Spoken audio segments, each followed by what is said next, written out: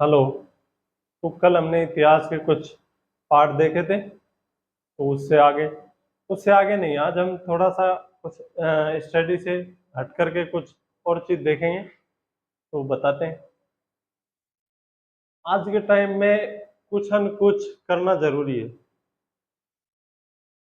कुछ न कुछ का मतलब होता है कि अपने इनकम जनरेट करने का कुछ न कुछ तो तरीका अपनाना पड़ेगा।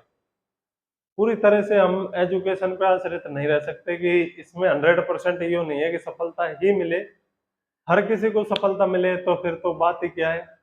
तो हर किसी को सफलता नहीं मिलेगी, कोई अलग पार्ट में जाए। तो इसीलिए कहते हैं, जब हमारा देश आज़ाद हुआ था उस टाइम पे अगर हम बेरोजगारी की ओर ही बेरोजगारी की ओर चलते, तो आज हम और फील्डों में इतना ज़्यादा अच्छा नहीं कर पाते, क्योंकि उस टाइम पे एक ही फोकस होता था।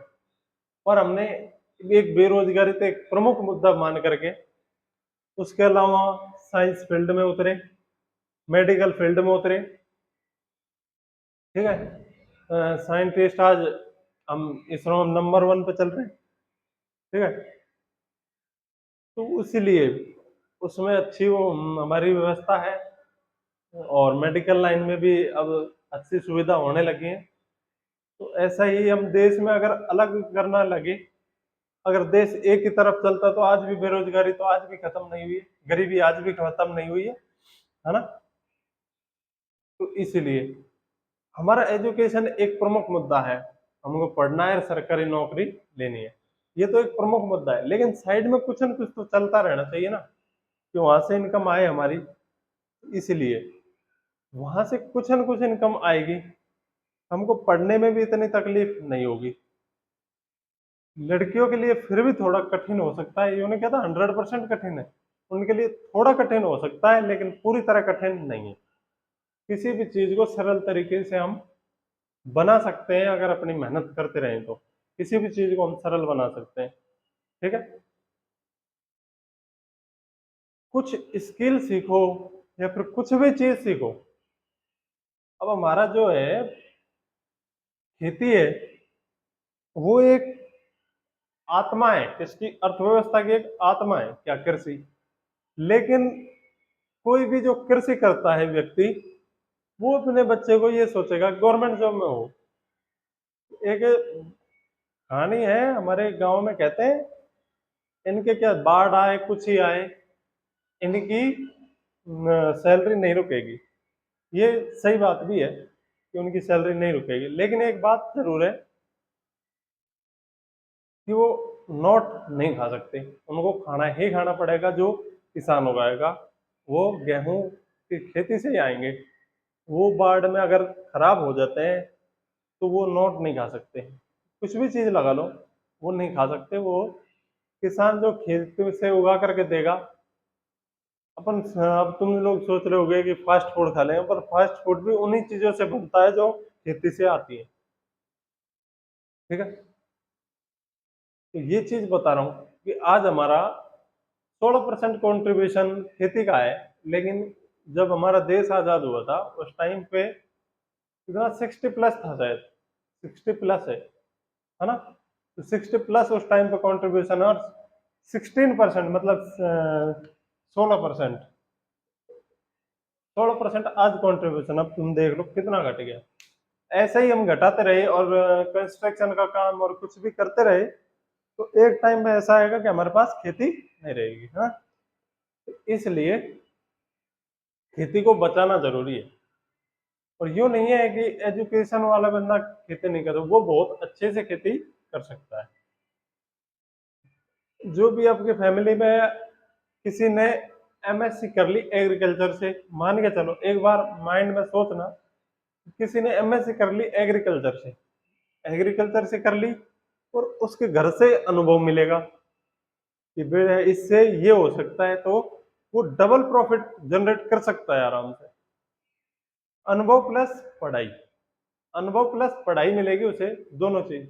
और अगर तुम सरकारी नौकरी में हो, तो अगर किसी किसान के बेटे हो, तो वहां पर अनुभव नहीं मिलेगा, पढ़ाई मिल जाएगी। तो इसमें तो हमको डबल मेहनत करनी पड़ेगी, यहाँ पे अनुभव भी लेना पड़ेगा और पढ़ाई तो है ही। वहां पर तो दोनों चीज मिल रही है ना हमको। तो वहां पे पकड़ अच्छी हो सकती है। इसके बजाय नहीं होने क्या, तो पढ़ाई नहीं करनी, पढ़ाई करनी है, पर उसके बैकअप में कुछ न कुछ तो चलता रहना चाहिए। किसी भी चीज को लगा लो, हर कोई अलग सोच के, हर चीज एक चीज पर आश्रित नहीं हो सकता। नौकरी इतना कर सकती है कि तुम्हें खाना टाइम पे दे सकती है, बस। इससे ज्यादा तुम और ऊपर की सोचोगे, वो नहीं हो सकता। जॉब में ऐसा नहीं होता, ठीक है। अब तुम 2 नंबर से कमाने लगो, वो चीज एक अलग हो जाती है, बाकी ये चीज नहीं होती है ना। माइंड में आधे से थॉट ये आ रहा होगा कि नहीं, रिश्वत लेंगे, सैलरी तो वैसे की वैसी रह जाएगी, हम तो घर खर्च वैसे ही चला लेंगे। तो उसके बहुत गलत प्रभाव भी है। आपकी नौकरी खतरे में आ सकती है, अपनी जॉब से आपको छोड़नी पड़ सकती है। तो उसके गलत प्रभाव भी हैं, और जितना लिया है ना उससे डबल देना भी पड़ता है। तो ये ऐसा ना करें, तो दिमाग का थॉट ऐसा ना लाएं, ठीक है। आज कुछ एक चीज हमारे ऊपर भी नहीं, हमारे एजुकेशन के ऊपर भी गलत है। क्या चीज गलत है? वो ये चीज है कि एजुकेशन ऐसी आ गई है, रटो लिखो पास हो, रटो लिखो पास हो। ऐसा नहीं, इससे क्या है, माइंड के थॉट नहीं जागरूक होते। वो तो सिर्फ पढ़ा, रीडिंग करी, माइंड में जो बाकी बचा हुआ है वो, उससे कुछ साफ नहीं होता। उसको समझने के लिए भी तो कुछ चाहिए, ठीक है। तो समझने के लिए उसको प्रैक्टिकली देखना जरूरी है। इसलिए मतलब उनको प्रयोगशाला होना जरूरी है हर स्कूल में। चलो 5th क्लास तक नहीं कर सकते, कोई बात नहीं, 5th क्लास तक मानता हूँ। उससे आगे अगर फिजिक्स केमिस्ट्री बायोलॉजी और भी बहुत सी चीजें हैं ना, फिजिक्स केमिस्ट्री बायोलॉजी तो मुख्य है, तो इन चीजों को तो हम प्रैक्टिकली दिखा सकते हैं। तो ये चीज तो प्रैक्टिकली प्रयोगशाला होनी चाहिए, ठीक है। बुकों में एक्टिविटी देने से कुछ नहीं होगा, उसको करके दिखाओगे तो बच्चों को बिल्कुल थॉट आएगी, और उनके जो थॉट आएंगे ना, वो नोटबुक में भी अलग दिखेंगे। किस चीज को हम देख करके समझ करके उसके बारे में डिस्क्राइब करें तो बहुत अच्छे से डिस्क्राइब कर सकते हैं, ठीक है। उसको मन लगा करके वो अपने साइड आकर्षित करेगी, तो वो उसको मन लगा करे और डीपली जाने की कोशिश कर सकते हैं ना। तो ये चीज भी है। और हमारे एजुकेशन में एक कमी और भी है कि वहां पर हमें बताया नहीं जाता कि हमारी अर्थव्यवस्था 6 क्लास से चालू कर देनी चाहिए। इकोनॉमी जो है 6 क्लास से 5th तक नहीं होता दिमाग इतना ज्यादा कि हम इकोनॉमी समझें, पर 6 में इतना होता है कि थोड़े बहुत पॉइंट तो हम समझ सकते हैं।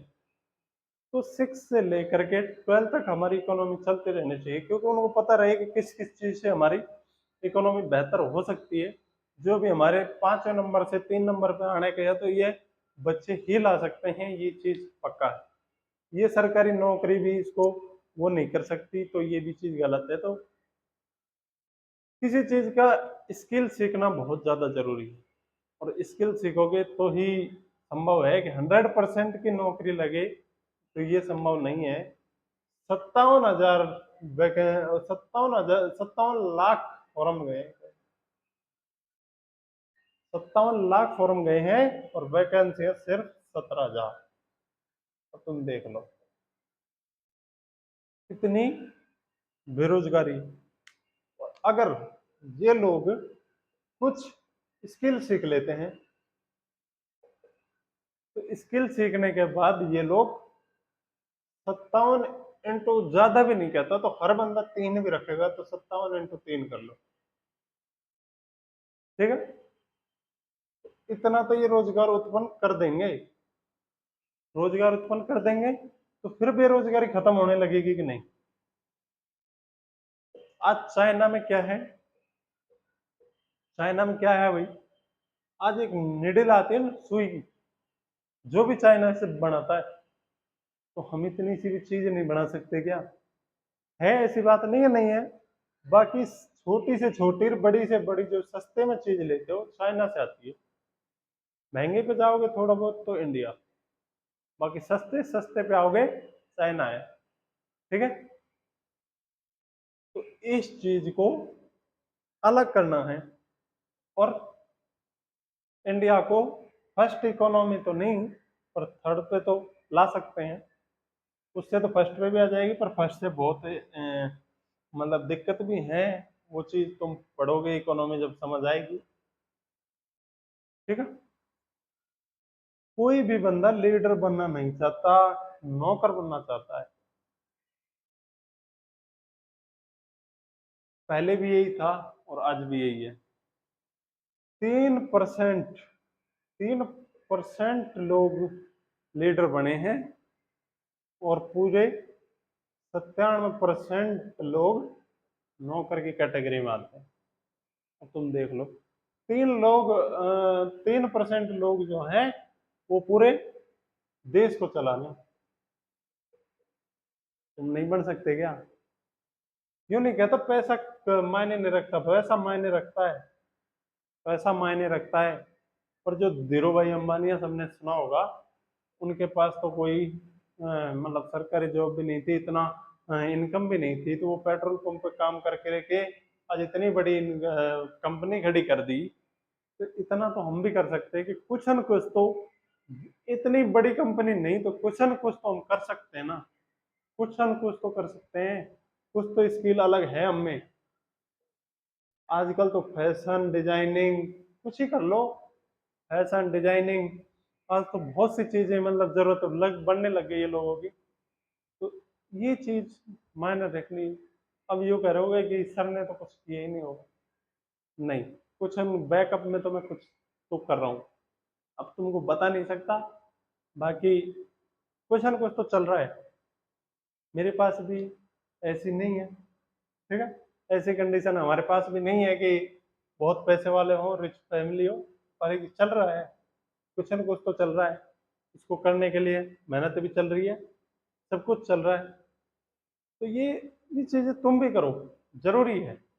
आज इसीलिए मैंने कहा आज नहीं लेंगे क्लास, कोई दिक्कत नहीं है। आज थोड़ा सा मोटिवेट होकर के कुछ बच्चे कुछ अलग भी निकलते हैं, कुछ भी, मतलब यहाँ से 57 लाख से ज्यादा भी नहीं तो 3,000 भी, 3,000 नहीं तो 3 भी निकलेंगे ना, तो 10 को रोजगार देंगे ना, तो सीधे सीधे हमारे 30 हो गए, 30 हो गए ना, तो 30 को तो रोजगार मिला। एक बात और बताता हूँ, इससे याद आया, उदाहरण के तौर पर बताता हूँ। कोई भी काम करो, कोई भी, है ना, यूं नहीं कहता जरूरत है इतने तो रखने पड़ेंगे। किसी दुकान में अगर हम काम कर रहे हैं, किसी दुकान में हम काम करते हैं, हमने एक दुकान डाली, एक चीज बता रहा हूँ छोटी सी, है ना, उस दुकान में 10 वर्कर हमने रख ली और हमने 10-10 हजार दिए, है ना, तो वो 10-10 वर्कर 10-10 हजार देते हैं ना, तो वो 10 वर्कर इतना काम नहीं कर पाएंगे। और हमको जरूरत भी नहीं है इतने की, दुकान पे इतनी ज्यादा जरूरत नहीं होती, जरूरत भी नहीं है। वहां पर 4 आदमी बहुत है, तो वो अपन 10 व्यक्तियों को 10-10 हजार देते, 1 लाख हो गए सीधे। और वही 4 व्यक्तियों को देंगे तो 25 हजार नहीं हो गए क्या? और वही बहुत अच्छे से काम नहीं करेंगे क्या?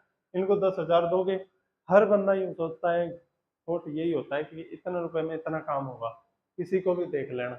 यहाँ 25 हजार देगा जो वो, तुम 25 हजार भी दोगे तो वो 4 व्यक्ति है ना, वो इतने अच्छे से काम कर देंगे कि वो 10 आदमी भी काम नहीं कर सकते। इस चीज का बेटर ध्यान रखना।